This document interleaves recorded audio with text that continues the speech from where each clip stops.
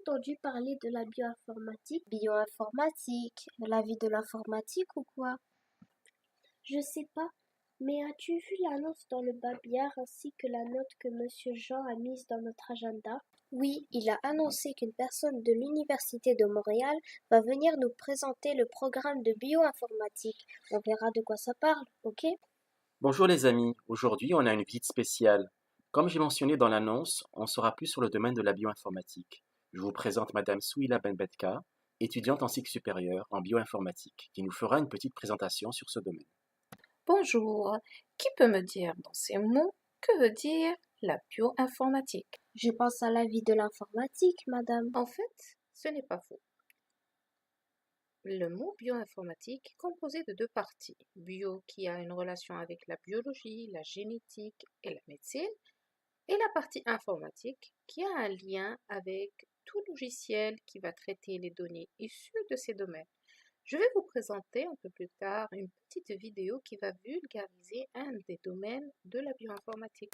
La bioinformatique consiste à développer et à utiliser des méthodes informatiques, algorithmiques et mathématiques diverses, permettant de décoder la masse d'informations biologiques disponibles. C'est un domaine multidisciplinaire qui évolue en fonction des nouveaux défis posés par la biologie moléculaire. Il s'agit en particulier de développer des outils de recherche dans des bases de données, d'identifier des parties de séquences d'ADN qui codent des gènes spécifiques, de modéliser les structures d'ARN et de protéines, d'extraire les régularités permettant de déduire des informations fonctionnelles, de constituer des relations d'évolution entre les espèces. On vous présente maintenant quelques domaines d'application de la bioinformatique. Dans le domaine de la santé, la bioinformatique a permis de confirmer les molécules responsables de certaines maladies. Pour avoir une meilleure récolte, les agriculteurs font appel à la bioinformatique. Pour étudier leurs graines, avant de les semer, elles doivent être robustes et capables de survivre aux changements drastiques du sol lors de leur croissance. Les écologistes font recours à la bioinformatique pour étudier l'évolution génétique des espèces et leur environnement. Les généticiens utilisent la bioinformatique pour répondre à leurs questionnements au niveau de la diversité des populations et leur historique. Les pharmaciens, eux, s'outillent avec la bioinformatique pour produire le bon médicament. Nous vous présentons maintenant un domaine d'application de la bioinformatique et ses outils dans la santé humaine. Bonjour, aujourd'hui je vais vous présenter un domaine d'application de la bioinformatique. On va voir ça de plus près. Dans la maladie d'anémie falciforme ou drépanocytose, qui est une maladie génétique, les cellules de sang, les globules rouges, chez une personne normale ont la forme suivante. Contrairement aux personnes malades, elles ont cette forme dite falciforme ou déformée. L'accumulation des cellules déformées dans les veines rend la personne malade.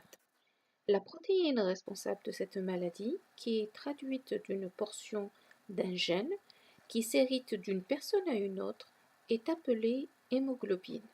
La personne normale a la forme dite de type A de la protéine. Contrairement à une personne malade, elle est de type S. Le changement qu'a subi la protéine et rendre la personne malade est sur un seul acide aminé, à la 6e position du feuillet bêta, qui a changé un acide glutamique en valine. On va voir les outils qui nous ont permis de découvrir cette mutation. Site de Centre national de l'information biotechnologique. Avec la liste déroulante, on peut choisir protéines et donner la codification de l'hémoglobine qui est HPV, faire la recherche et on a des milliers de séquences protéomiques. Nous, on s'intéresse juste sur l'humain. On va choisir sa structure 3D. On peut cliquer dessus et voir la visionner. On peut avoir la structure bien définie, tous les composants. On peut avoir le plan sur 2D. On peut aller sur un autre outil qui nous permet de voir encore plus de détails sur la 3D. C'est un outil qui va nous laisser voir tous les composants et comment ils se lient à l'intérieur de la protéine. on peut voir la liste des acides aminés qui les composent. Avec l'outil BLAST, on fait l'alignement. On peut aller pour voir le chromosome qui est responsable du gène qui va traduire la protéine. On peut le voir encore plus de détails et revenir sur l'outil BLAST. Tous les outils de ce site, ils sont tous gratuits. Notre présentation arrive à sa fin. Si vous avez des questions, je vous laisse au courriel.